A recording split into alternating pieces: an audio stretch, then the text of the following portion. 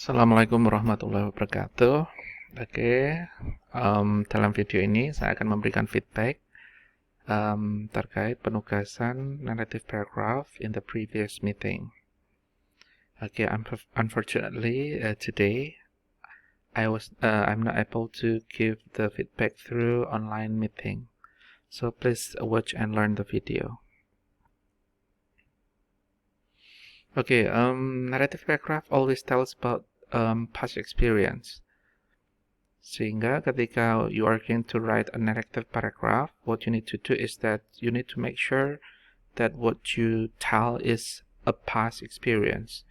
Jadi pengalaman yang sudah kalian lalui atau pengalaman yang sudah dilakukan. Nah, karena ini adalah past experience, maka it uses past verbs. Maka kata kerja yang digunakan dalam narrative paragraph harus dipastikan bahwa itu adalah past verbs. That's the general rule. The next, to have a good narrative paragraph, one should make sure that the events are organized in sequences. Jadi nanti kalau kamu membuat teks paragraf naratif berikutnya, pastikan bahwa kegiatan-kegiatan yang kalian ceritakan itu are organized in sequences, ada urutan-urutannya. Nah, salah satu tandanya adalah dengan menggunakan kata-kata yang saya contohkan di bawah ini. For example, then, next, after that, dan seterusnya. Itu adalah indikasi bahwa kalian menggunakan sequences of event. The next is about the examples of the students writing. Saya ambil satu contoh di sini. Ada beberapa tanda. Yang pertama tanda hijau untuk kata then, benar, di situ sudah bagus untuk menggunakan then karena itu adalah tanda bahwa ada sequences of event-nya. Kemudian ada go, ada play, ada it's, dan ada can. Nah, di sini when you are writing a narrative paragraph, you should avoid using the present verb. Jadi go itu kata kerja bentuk satu. Itu harus diubah menjadi bentuk keduanya, yaitu when. Play harus diubah menjadi played. Kemudian bagaimana tentang it's di sini? Nah, it's di sini sebenarnya dalam kaidah akademik teks tersebut sudah keliru. Ini harusnya tidak boleh disingkat. Ini harusnya it is. Nah, sedangkan karena ini narrative paragraph berarti it is-nya diubah menjadi it was. How about can? Di situ bagaimana Pak Ken? Nah, dalam teks-teks naratif atau paragraf naratif, maka kata can itu harus diubah menjadi could. Jadi bentuk kedua dari model can adalah could. Okay, that's the first example. Kemudian berikutnya adalah tabel kata kerja present dengan kata kerja past. Nah, di sini ada play yang dia adalah contoh dari kata kerja beraturan. Diubah menjadi bentuk kedua menjadi played. Kemudian kalau kamu punya to be, entah itu is, am, are, pastikan itu diubah menjadi bentuk kedua. Is menjadi was, am menjadi was, are menjadi were. How about has?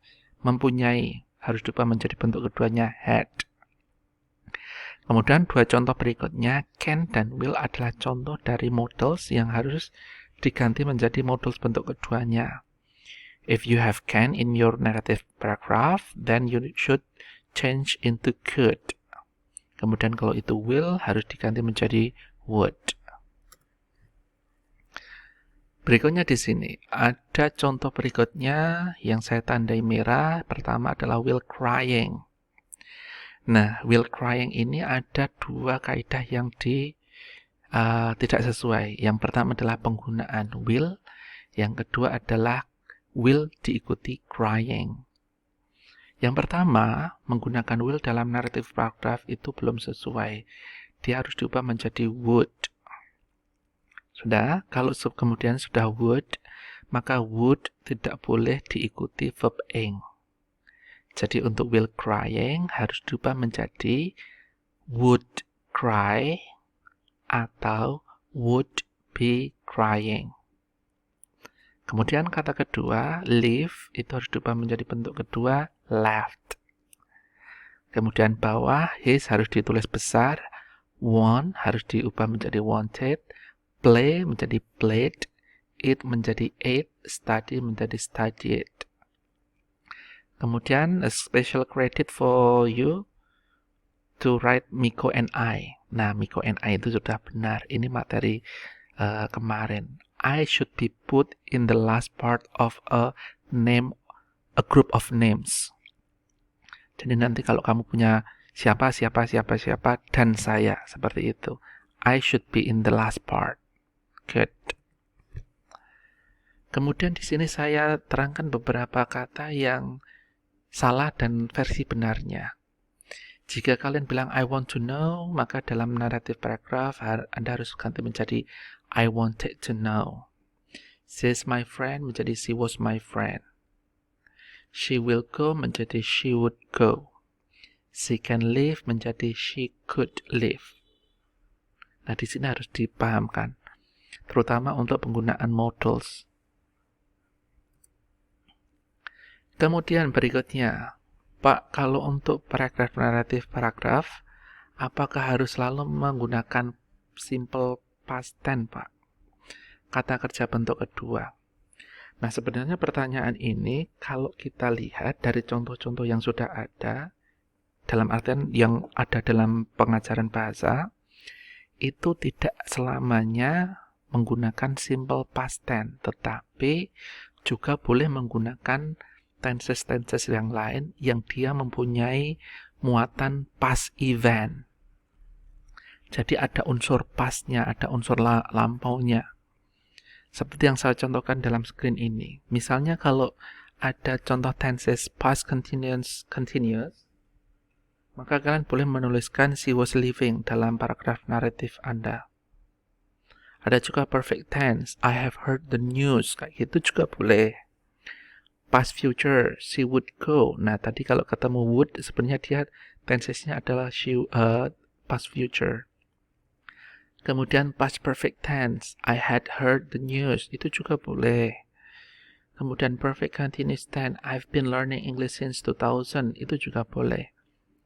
Jadi sebenarnya beberapa tense yang saya tambahkan di sini adalah menandakan bahwa kemungkinan penggunaan tenses yang lain juga memungkinkan. Dengan catatan, tenses itu mempunyai unsur lampau yang dijelaskan. Jadi gitu. But I think that it is in the next level atau the next chapter kayak itu, silahkan. But for the beginning, kalau misalnya you still think that you are not good enough in writing narrative paragraph, kalian coba pastikan konsisten untuk menggunakan simple past tense saja dulu. Kalau sudah oke, sudah bagus, then you can move to other tenses. Okay, the next example. Di sini ada am, ada is, why does not she just come in, dan seterusnya. Yang pertama saya untuk kata am, saya akan memberikan feedback. Ini harusnya penggunaan am diganti menjadi was. Kemudian frasa why I should be quiet itu sudah benar.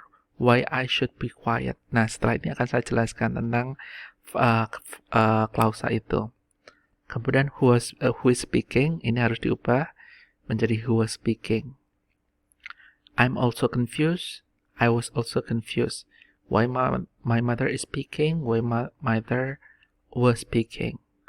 Why does not she just come in? Nah, ini penjelasannya agak rumit. Jadi akan saya skip ini untuk bagian why does not she just come in. Harusnya ini why she doesn't just come in, kayak gitu. Does-nya, does not-nya harusnya ditaruh setelah she.